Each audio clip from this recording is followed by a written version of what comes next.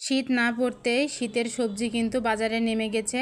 এই যে টমেটো আর সিম দিয়ে, মাছ দিয়ে, আলু দিয়ে আমি ঝোল করেছি, আর আমি কুমড়ো ভাজি করেছি। হ্যালো গাইস, আসসালামু আলাইকুম। আপনারা সবাই কেমন আছেন? আলহামদুলিল্লাহ, আমি অনেক ভালো আছি। যারা আমার ফেসবুক থেকে দেখছেন তারা অবশ্যই লাইক কমেন্ট শেয়ার করে দেবেন, আর যারা ইউটিউব থেকে দেখছেন তারা চ্যানেলটি সাবস্ক্রাইব করে দেবেন। প্রথমে আমি সকালে আগে নাস্তা কমপ্লিট করে নেব। এখানে আমি রুটি ভেজে নিচ্ছি। দেখছেন রুটিগুলো কত সুন্দর ফুলে গেছে। কিছু কিছু মানুষকে একটু প্রশংসা করলে এরকম কিন্তু ফুলে ওঠে, ঠিক সেই রকম। এদিকে আমি ডিম ভাজি, রুটি আর কালকের এই যে মুড়িঘণ্ট ছিল সেগুলো দিয়ে আমি সকালের নাস্তাটা সেরে নেব। সকালের নাস্তা কমপ্লিট করে আমি দুপুরে রান্নাটার সব কিছু আমি রেডি করে নিয়েছি।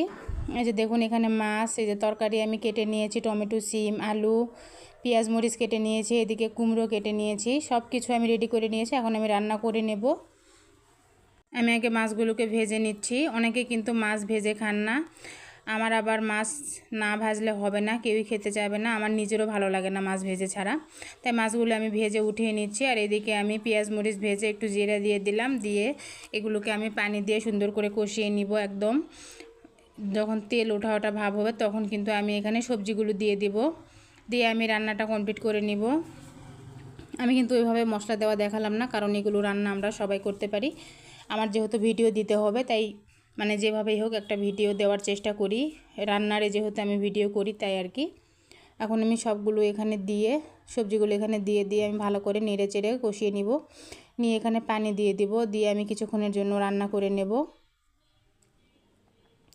যেহেতু ছেলের স্কুল আছে, যে কয়দিন ছেলের স্কুল থাকে একটু কাজের বেশি তাড়া হয়, আবার 2 দিন ছুটি, কাল পরশু ছুটি, একটু শান্তি পাওয়া যাবে। দেখুন বন্ধুরা তরকারিগুলো কিন্তু আমার কষানো হয়ে গেছে। এই যে সুন্দর করে পানি দিয়ে কষিয়ে নিচ্ছি। এভাবে সুন্দর করে কষিয়ে নিতে হবে। টমেটো কিন্তু চাইলে পরেও দেওয়া যায়, কিন্তু আমি আগে দিয়েছি কারণ অসময়ে টমেটো তেমন একটা ভালো হবে না, এই জন্যে। তা না হলে পরে দিলেও হয়। এখন আবার আমি এখানে পানি দিয়ে দিব, কারণ তরকারিটা তো সিদ্ধ হতে হবে, ভালোভাবে না কষালে তো ভালো লাগবে না খেতে। অসময়ে সিম টমেটো হলেও কিন্তু খেতে অনেক ভালো ছিল, মনে হয় একটা শীত শীত ফিল হয়েছে, আমার ভালো লেগেছে খেতে। এখন আমি এখানে মাছগুলো দিয়ে দিব, দিয়ে এখানে আমি ঝোলের পানি দিয়ে দিব, দিয়ে আর কিছুক্ষণ রান্না করে নেব, তারপরে আমি এগুলোকে নেমে নেব। এরকমভাবে কিন্তু শীতের সময় সবজি খেতে কিন্তু ভালো লাগে। আপনারা চাইলে এখানে কিন্তু বেগুনও দিতে পারতেন, তবে অ্যালার্জির জন্য আসলে বেগুনটা তেমন মানে খাওয়া হয় না। দেখুন বন্ধুরা খুব সুন্দরভাবে আমার তরকারিটি রান্না কিন্তু হয়ে গেছে, কত সুন্দর লাগতেছে দেখতে, কালারটাও কিন্তু খুব সুন্দর এসেছে। ওটি নামিয়ে নিয়ে এখানে আমি পেঁয়াজ মরিচ আবার ভেজে নিচ্ছি কুমড়ো ভাজি করার জন্য। কুমড়ো ভাজি করে নেব, সব কিছু আমি দিয়ে দিয়েছি। এখানে মশলা টশলা দিয়ে আমি একটু কষিয়ে নিচ্ছি, পুরোপুরি পানি আমি শুকিয়ে নিব না। এখানে আমি কুমড়োগুলো দিয়ে দিব, দিয়ে আমি সুন্দর করে কষিয়ে নেব, আর একটু পানি দেব, দিয়ে কুমড়োগুলো যখন একটু সিদ্ধ হয়ে যাবে তারপরে আমি একদম ভাজা ভাজা করে নেব সুন্দর করে।